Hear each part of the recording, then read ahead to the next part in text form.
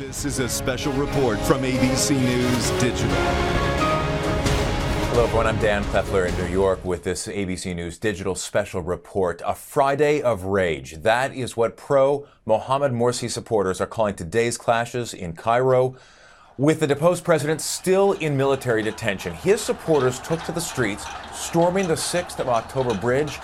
And now that violence is spreading. You're looking at a live picture there, and we are joined from the Egyptian capital by ABC's Alex Marquardt on the phone. Alex, what is the latest on the ground situation there? Good afternoon, Dan. Well, just across the river from where I'm right now, those clashes are taking place on the October 6th bridge. Just to place it for you, that's right next to Tahrir Square, which, as you know, has been the epicenter, the heart, if you will, of the protest, not just 2.5 years ago, but for the last several days against President Mohamed Morsi, who was ousted on Wednesday by the military. We're seeing violent clashes between supporters and opponents of Morsi. They've been firing guns, throwing fireworks, stones, all behind some barricades. Now, we haven't seen any sign of the military or security forces. At least 6 people have been killed in nationwide protests today. As you mentioned, they called it the Friday of Rage. Some have called it the Friday of rejection of that military coup. Hundreds of thousands of Muslim Brotherhood supporters, that's Morsi's political party, turned out across the country today, furious against the military for deposing Morsi. They see him as a legitimate president. He was elected in free and fair elections. They are absolutely furious that he has been ousted and have vowed to stay in the streets and in Egypt squares until he's back. And Alex, obviously we see the situation as much different than what it was on Wednesday and on Thursday. Obviously, it's become a much more violent and a much more chaotic situation there. Do we have a number of the casualties so far from just today's demonstrations? Just today, we're hearing it's 6. 3 of those were killed, are Morsi protesters, Morsi supporters, I should say, who were killed by soldiers outside of a military compound.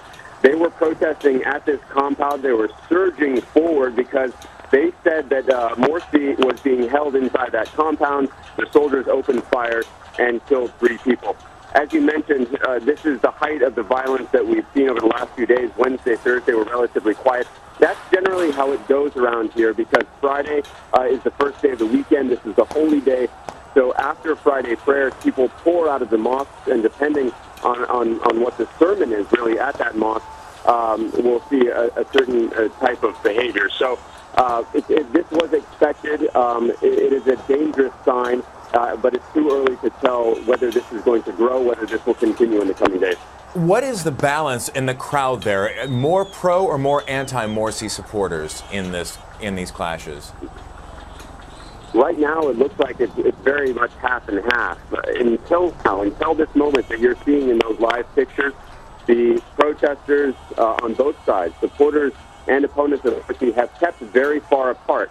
You've seen the anti-Morsi protesters sticking to Tahrir Square, which has really become their base. You've seen the pro-Morsi supporters out a little bit farther out in the city next to a mosque called Rabba al-Dawiya.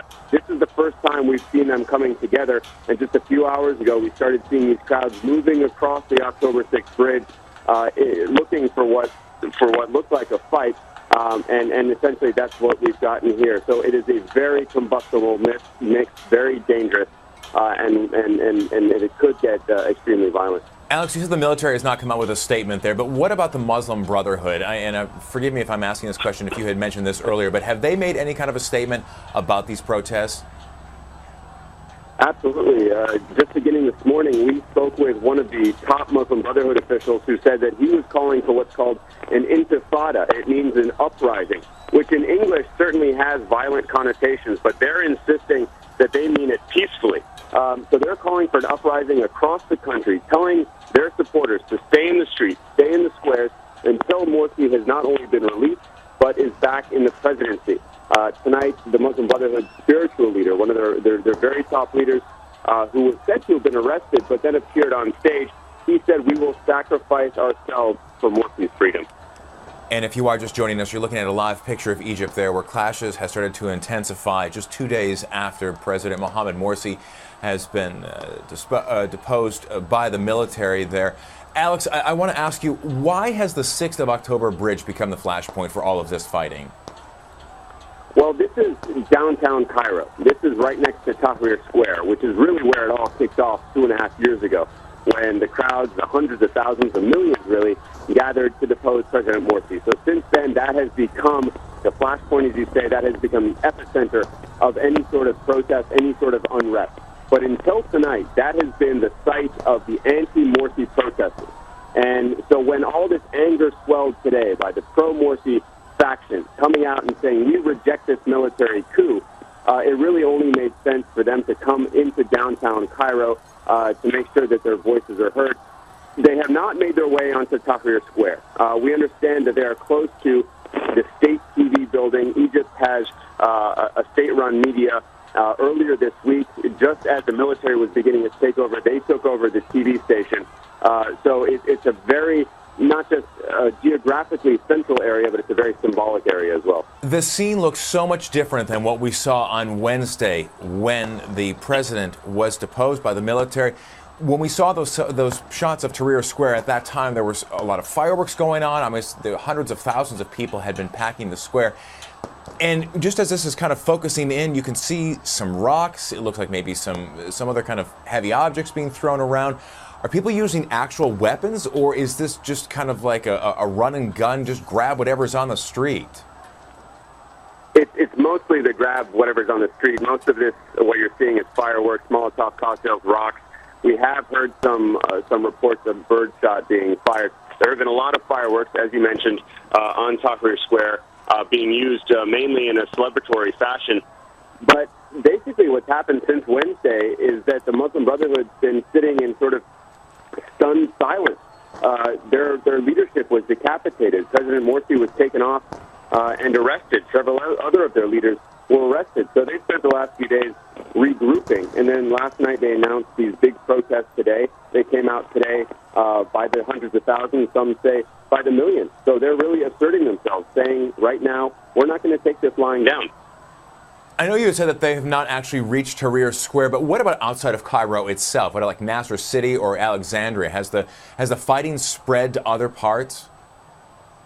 Absolutely. We are getting reports from not just clashes, but deaths from outside Cairo in places like Alexandria, as you mentioned. Nasser City has been, which is just on the outskirts of Cairo, has been the focus of where the Brotherhood has been holding their rallies. So that's been sort of their home base. And so the only fighting that we've seen in Cairo now has been in the center of Cairo when those folks came out of Nasser City, came out of the areas where the pro-Morsi people have been protesting to now face off against the opponents of Morsi, who until now have been celebrating on Tahrir Square.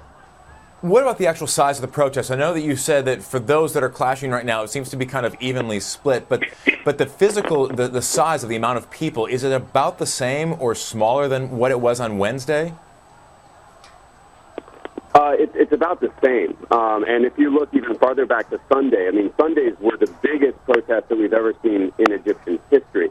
So even Wednesdays were smaller than that. So what you're seeing right now on the square, what you're seeing right now on October 6th bridge between these two groups that are fighting is essentially a microcosm of not just the protests that we've seen over the last few days, but the country really. The country is very evenly divided. It's deeply polarized, but it's very evenly divided in terms of its support for President Morsi. I mean, he came in with just over 50% of the vote. Even if he's lost some of that, he remains extremely popular in some quarters, especially the more conservative Muslims, the Islamists, obviously his Muslim Brotherhood, and then what are called the Salafists. They're ultra-conservative. So that's really part of the issue. It's going to be very hard for Egyptians, even if and perhaps when these new presidential elections are held, to find someone who can really have a majority of support from the Egyptians. This is a deeply, deeply divided country. Alex, I want to ask you about this because I know it can be very difficult to try to predict when you've got a crowd this size, but it seems as if everyone is walking in one particular direction. Is the push now to take over Tahrir Square? It doesn't look like it's really a concerted effort, and this really seems to be sort of an ad hoc violent outbreak by certain factions on both sides. Tahrir Square, I'm looking at a picture right now, is still relatively quiet. The pro-Morsi faction certainly is not big enough to take over Tahrir Square. There are thousands, maybe tens of thousands in Tahrir Square. Obviously, that would be a big trophy for them to take that over. That would mean a lot of bloodshed in the coming days.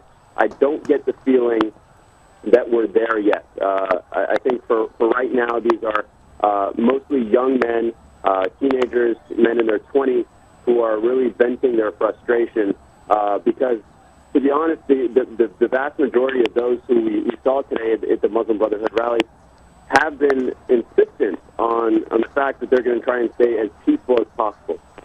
That's going to be their MO. They are going to stay in the streets. They are going to stay in the squares, but they're going to do it very peacefully. The top Muslim Brotherhood leaders have warned that some of the more extremist fringes could respond violently and will respond violently. I think that's part of what we're seeing right now, but I think for the time being, at least, these are smaller skirmishes, but they certainly have the potential to get bigger. We've also been seeing reports about sexual assault. Earlier this week, dozens, maybe even hundreds of cases. When you've been down in Tahrir Square and in the surrounding area, what was the atmosphere? What was that like? Well, the dangerous part about the sexual assaults is that they often happen in some of the most seemingly happy, celebratory parts. I mean, I was down on Tahrir Square on Wednesday night, and there was still a lot of violent, a lot of sexual incidents that night, even though it was the night that the vast majority of the people down there were celebrating the fall of President Morsi. I mean, this is an issue that Egypt has been grappling with, not just in the past few days during this upheaval, during this takeover by the military. It's been something that honestly has been going on for quite some time. They have a huge problem with sexual harassment. All right, ABC's Alex Marquardt in Cairo. Alex, thank you for that, and obviously be safe as well. Of course, we have a complete write-up on abcnews.com now just 2 days after President Mohamed Morsi was forced from office and an interim president installed, sworn in this morning. For now, I'm Dan Kleffler in New York with this ABC News Digital Special Report. This has been a special report from ABC News Digital.